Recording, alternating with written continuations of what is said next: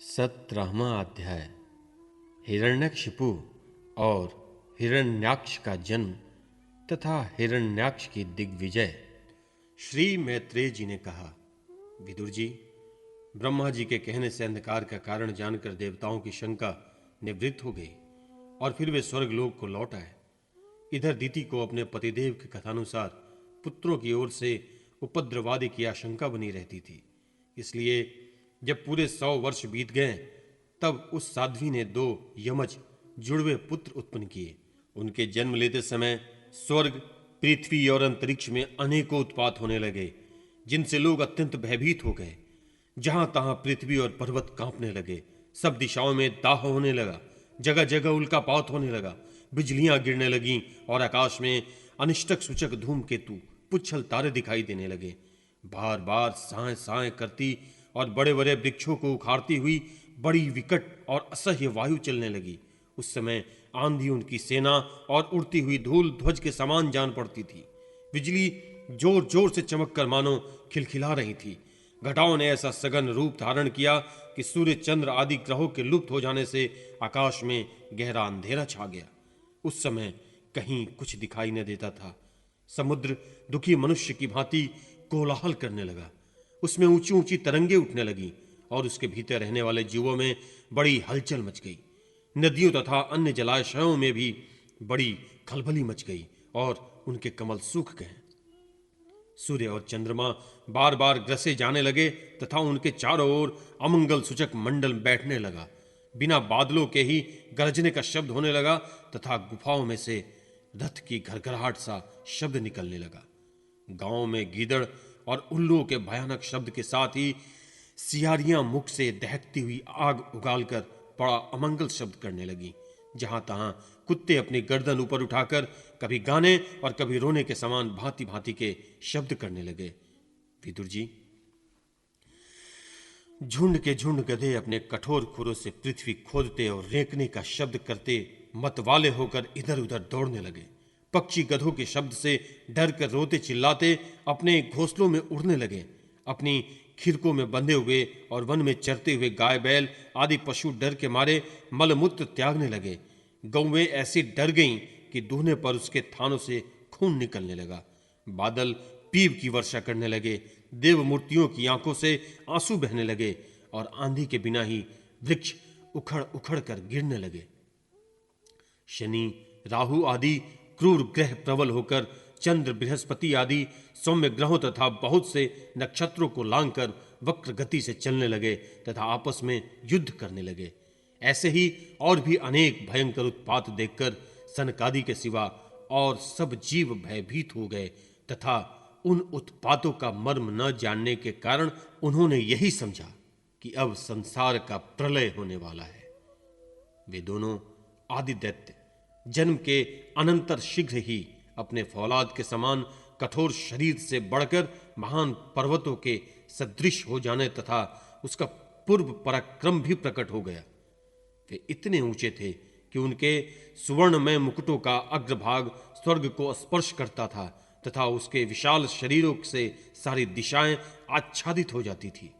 उनकी भुजाओं में सोने के बाजूबंद चमचमा रहे थे। पृथ्वी पर जो एक एक कदम रखते थे उससे भूकंप होने लगता था और जब वे खड़े होते थे उनकी जगमगाती हुई चमकीली करघनी से सुशोभित कमर अपने प्रकाश से सूर्य को मात करती थी। वे दोनों यमज थे। प्रजापति कश्यप जी ने उनका नामकरण किया। उनमें से जो उनके वीर्य से दिति के गर्भ में पहले स्थापित हुआ था उसका नाम हिरण्यकशिपु रखा और जो दिति के उदर से पहले निकला वह हिरण्याक्ष के नाम से विख्यात हुआ। हिरण्यकशिपु ब्रह्मा जी के वर से मृत्यु भय से मुक्त हो जाने के कारण बड़ा उद्यत हो गया था। उसने अपनी भुजाओं के बल से लोकपालों के सहित तीनों लोकों को अपने वश में कर लिया। वह अपने छोटे भाई हिरण्याक्ष को बहुत चाहता था और वह भी सदा अपने बड़े भाई का प्रिय कार्य करता रहता था। एक दिन वह हिरण्याक्ष हाथ में गदा लिए हुए युद्ध का अवसर ढूंढता हुआ स्वर्गलोक में जा पहुंचा। उसका वेग बड़ा असह्य था। उसके पैरों में सोने के नुपुरों की झनकार हो रही थी। गले में विजय सूचक माला धारण किए हुए और कंधे पर विशाल गदा रखी हुई थी। उसके मनोबल, शारीरिक बल तथा ब्रह्मा जी के वर ने उसे मतवाला कर रखा था। इसलिए वह सर्वथा निरंकुश और निर्भय हो रहा था।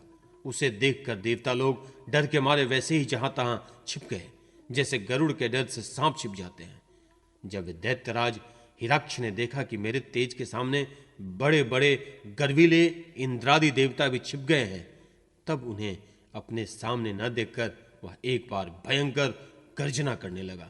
फिर वह महाबली दैत्य वहां से लौटकर जल क्रीड़ा करने के लिए मतवाले हाथी के समान गहरे समुद्र में घुस गया, जिसमें लहरों की बड़ी भयंकर गर्जना हो रही थी।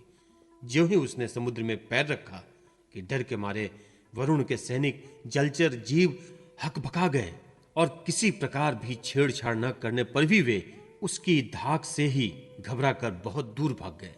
महाबली हिरण्याक्ष अनेक वर्षों तक समुद्र में ही घूमता और सामने किसी प्रतिपक्षी को न पाकर बार बार वायु वेग से उठी हुई उसकी प्रचंड तरंगों पर ही अपनी लोहमयी गदा को आजमाता रहा।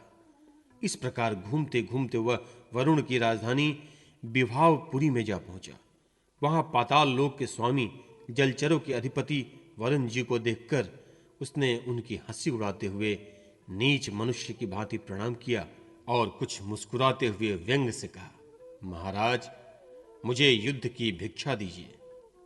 प्रभु, आप तो लोकपालक राजा और बड़े कीर्तिशाली हैं।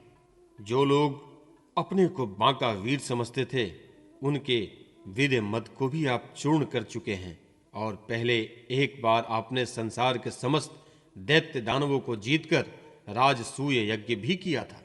उस मदोन्मत्त शत्रु के इस प्रकार बहुत उपहास करने से भगवान वरुण को क्रोध तो बहुत आया, किंतु अपने बुद्धि बल से वे उसे पी गए और बदले में उससे कहने लगे, भाई, हमें तो अब युद्धादि का कोई चाव नहीं रह गया है।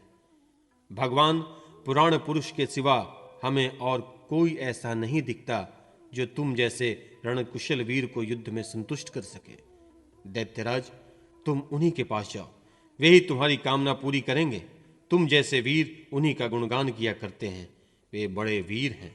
उनके पास पहुंचते ही तुम्हारी सारी शेखी पूरी हो जाएगी और तुम कुत्तों से गिरकर वीर शय्यान पर शयन करोगे। वे तुम जैसे दुष्टों को मारने और सत्पुरुषों पर कृपा करने के लिए अनेक प्रकार के रूप धारण किया करते हैं।